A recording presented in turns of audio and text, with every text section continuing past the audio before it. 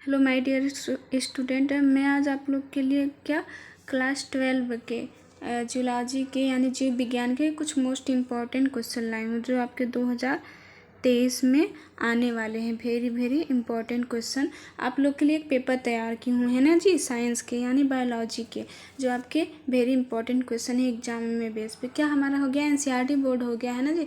तो हमारा जो टाइमिंग होता है एग्जाम का वो 3 घंटे 15 मिनट। 3 घंटे क्या रहता है हम लोग को थ्योरी करने के लिए रहता है, और 15 मिनट क्या रहता है पेपर को पढ़ने के लिए रहता है। और हमारा फुल मार्क कितना है जी, 70 रहता है ना। और उसमें क्या रहता है, प्रैक्टिकल एडिंग रहता है ना। अब ये क्या निर्देश दिया गया एग्ज़ाम का कि आपको एग्ज़ाम में क्या क्या निर्देश का पालन करना होगा। आइए क्वेश्चन देखते हैं। हमारा क्वेश्चन क्या रहता है, मतलब पहला दूसरा ऐसे करके दिया रहता है ना जी। सही विकल्प पहले हमारा क्या रहता है, जो रहता है वो ऑब्जेक्टिव टाइप क्वेश्चन रहते हैं। तो ऑब्जेक्टिव टाइप क्वेश्चन कितने नंबर के रहते हैं, 1 मार्क का रहता है। अगर आपको 4 क्वेश्चन पूछा तो अगर आप चारों ऑब्जेक्टिव टाइप क्वेश्चन सही करते तो 4 मार्क आपको। तो मैं आपको ऑब्जेक्टिव टाइप क्वेश्चन बता रही हूँ ना जी।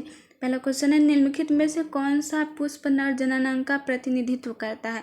तो आपको 4 ऑप्शन दिए रहेंगे, यही है ना, 4 ऑप्शन दिए हैं ना जी, 4 ऑप्शन दिया है ना। तो इसमें से कोई एक ऑप्शन सही होगा। तो पहला हमारा है पुमंग, दूसरा जयांग, तीसरा गुरु जाड़ूधानी और चौथा परागकण। तो हमारा क्या रहता है, पुष्प नर जनन अंग का प्रतिनिधित्व करता है, कौन करता है, परागकण करते हैं ना। अगला क्वेश्चन देखते हैं, मनुष्य में संतान का लिंग निर्धारण होता है तो कैसे होता है, सबको पता है, माँ के लिंग गुणसूत्र से होता है। जेनेटिक इंजीनियरिंग का उपयोग होता है, किस में होता है, जेनेटिक इंजीनियरिंग। ये क्वेश्चन मैं आप लोग को होमवर्क में दे रही है ना, आप लोग इसे क्या कमेंट बॉक्स में कमेंट करिएगा, है ना। इस क्वेश्चन को आप लोग कमेंट बॉक्स में कमेंट करिएगा, इस वाले क्वेश्चन को, क्योंकि ये मैं एक बार आप लोग को बता चुकी हूँ। आप लोग कमेंट बॉक्स में इसको कमेंट करिए। अब अगला क्वेश्चन हमारा है, लाइकेन जो पारिस्थितिक अनुक्रम को प्रारंभ करने में सक्षम है, वास्तव में यह सहजीवी सहचर है, किसका है, यह शैवाल और कवक का है ना जी।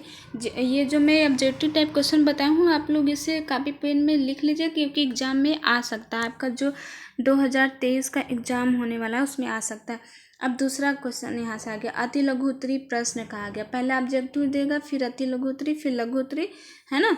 तो अति लघु उत्तरी में आपको भी 1-1 नंबर के क्वेश्चन रहते हैं, क्योंकि ये कम लाइनों में आपको लिखनी पड़ती है ना। तो पहला क्वेश्चन हमारा क्या क्या है, क्लाइनफेल्टर एवं टर्नर सिंड्रोम में गुणसूत्रों की संख्या लिखिए। आप लोग इसे रिपीट कर लीजिएगा, 1 नंबर का क्वेश्चन है ना। अपने नोटबुक से इसको रिपीट कर लीजिएगा, मैं आपको इम्पोर्टेंट क्वेश्चन बता रही। नर जन्म कोशिकाएं किस विभाजन द्वारा कुछ शुक्राणुओं का निर्माण करती हैं, इसको भी देख लीजिएगा, इंपॉर्टेंट है। परागकण मात्र कोशिका में गुणसूत्रों की संख्या क्या होती है, ये भी। उस एंजाइम का नाम लिखिए जो डीएनए अणु को खंडों में तोड़ देता है ना जी, ये भी इंपॉर्टेंट है, डीएनए से रिलेटेड क्वेश्चन है। आप डीएनए के बारे में पढ़ लीजिएगा, डीएनए का स्ट्रक्चर देख लीजिएगा और डीएनए की थ्योरी पढ़ लीजिएगा, वो भी पूछ सकता है। कार्बन डाइऑक्साइड का स्थिरीकरण करने के कारण पौधों को क्या होता है ना। ये सब कितने थे, 1-1 नंबर के क्वेश्चन थे। अगर आप इसको रिपीट कर लेते हो ना जी, तो आपको मैं पक्का बता रही 2023 में जो क्लास 12 की बायोलॉजी की आपकी एग्ज़ाम होगी, अगर मेरे जितने भी क्वेश्चन बताए हुए आप लोगों ने उसमें से 15-20 क्वेश्चन भी लर्न कर लिया, तो आप पक्का 70 में से पासिंग मार्क ला सकते हो। मैं ये गारंटी के साथ कह रही, अगर आप लोग मेरे बताए हुए चीज़ों को पढ़ लेंगे तो रिपीट कर लेंगे, यानी रिवीजन कर लेंगे, है ना। अगला क्वेश्चन देखते हैं क्या कह रहा है। अब हमारा वो बीत गया, वो 1 नंबर का है था ना। अब क्या आता है, तीसरे नंबर पे लघु उत्तरी प्रश्न आता है ना जी। ये कितने नंबर का है, 2 नंबर के क्वेश्चन रहते हैं। ये थोड़े आपको बड़े शब्दों में लिखने पड़ेंगे। पहला क्या है, पक्षियों में लिंग निर्धारण को स्पष्ट कीजिए। वाटसन तथा क्रिक द्वारा प्रस्तुत डीएनए के द्विखंडित मॉडल का स्वच्छत नामांकित चित्र बनाइए। ये क्वेश्चन देखिए वेरी वेरी इंपॉर्टेंट है। मैं आपसे बोली ना, डीएनए से रिलेटेड बहुत क्वेश्चन आपको पीछे पूछे जाएंगे, तो डीएनए चैप्टर को बहुत अच्छे से आप लोग प्रिपेयर कर लीजिएगा, है ना जी। प्रतिरक्षा क्या है, आर्किड पौधा आम के पेड़ की शाखा पर उग रहा है। आर्किड और आम के पेड़ के बीच पारस्परिक क्रिया को आप कैसे स्पष्ट करेंगे, इसे भी देख लीजिएगा। जैविक अनुक्रिया के तरीकों का स्वच्छ आरेखी निरूपण दर्शाइए, इसको भी देख लीजिएगा। लेकिन सबसे ज़्यादा आप देखिएगा डीएनए से, है ना जी। डीएनए से बहुत सारे क्वेश्चन पूछेगा, ऑब्जेक्टिव में भी क्वेश्चन पूछ देगा। अब हमारा क्या आ गया, लघु उत्तरी प्रश्न सेकेंड आ गया, है ना, जो कि आपको थोड़े और शब्दों में बढ़ा के लिखना होगा। ये कितने नंबर के रहेंगे, 3 नंबर के रहेंगे, है ना जी, 3 नंबर के रहेंगे। तो क्वेश्चन देखते हैं, क्या है क्वेश्चन हमारा। लघु बीजाणुधानी तथा गुरु बीजाणुधानी के बीच कोई अंतर स्पष्ट कीजिए, है ना। आपको अंतर देखिए पूछ सकता है, अंतर आपको बहुत पूछेगा। तो एक ये हो गया, और अंतर आप देख लीजिएगा। हमारे समाज में लड़कियां पैदा होने पर दोष केवल महिलाओं को दिया जाता है, बताया कि यह दोष क्यों नहीं सही है, ये भी देख लीजिएगा। एक संकर क्रॉस का प्रयोग करते हुए मेंडल के प्रभावित नियम की व्याख्या कीजिए, ये बहुत इम्पोर्टेंट क्वेश्चन है ना जी। देखिए, जो उसमें हमको ज़्यादा इम्पोर्टेंट लग रहा है मैं उसके ऊपर लिख दे रही, वेरी वेरी इंपॉर्टेंट। लेकिन इम्पोर्टेंट तो मैं सब क्वेश्चन आपको बता रही, क्योंकि मैं आप लोग के लिए छाड़ छाड़ के यहाँ पे क्वेश्चन लेके आ रही, है ना जी। तो आप लोग से भी निवेदन है कि आप लोग सब्सक्राइब करें चैनल को, और लाइक शेयर कमेंट करें, ताकि मेरी वीडियो का नोटिफिकेशन जो है आप तक पहुँच सके। और वीडियो को शेयर करना ना भूलें, ताकि और लोगों तक वीडियो पहुँच सके और उनका भी एग्ज़ाम अच्छे से हो सके, है ना जी। एक संकर क्रॉस प्रयोग करते हुए मेंडल के प्रभावित नियम की व्याख्या कीजिए, बहुत इंपॉर्टेंट क्वेश्चन है ना। डीएनए कुंडली की कौन सी विशेषता वाटसन ने व क्रिक को डीएनए प्रकृति के सेमीकंजरेटिव रूप को कल्पित करने में सहयोग किया, इसकी व्याख्या कीजिए, ये भी देख लीजिएगा। पांचवा हमारा क्या है, मतलब ऑप्शन उसमें दिया रहेगा, है ना जी। मलेरिया परजीव के जीवन चक्र का स्वच्छ एवं नामांकित चित्र बताइए। आपको ये मलेरिया पढ़ लीजिएगा बहुत अच्छे से, उसका जो थ्योरी रहेगा और स्ट्रक्चर दोनों देख लीजिएगा, कि आपके एग्जाम में बहुत इम्पोर्टेंट है। जैविक जीव विज्ञान के अध्ययन के संक्रामक रोगों को नियंत्रित करने से किस प्रकार हमारी सहायता होती है। जैव उर्वरक किस प्रकार से मृदा की उर्वरता को बढ़ाते हैं। ये सब कितने 3-3 नंबर के हैं ना जी।